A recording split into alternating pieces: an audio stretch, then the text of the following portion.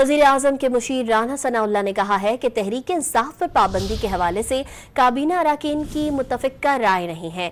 इस पर मज़ीद सोच विचार का फैसला किया गया है। बलूचिस्तान असम्बली ने तहरीक इंसाफ पर पाबंदी पर अपनी राय का इजहार किया। काबीना में तहरीक इंसाफ पर पाबंदी पर बात हुई, कोई इत्तेफाक नहीं हुआ।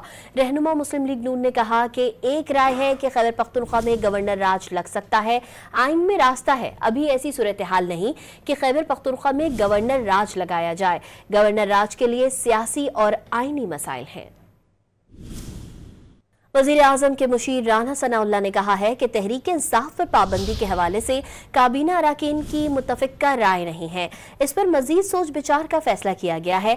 बलूचिस्तान असम्बली ने तहरीक इंसाफ पर पाबंदी पर अपनी राय का इजहार किया। काबीना में तहरीक इंसाफ पर पाबंदी पर बात हुई, कोई इत्तेफाक नहीं हुआ।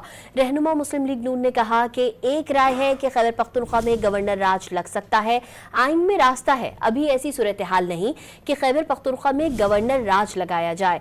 गवर्नर राज के लिए सियासी और आईनी मसाइल हैं।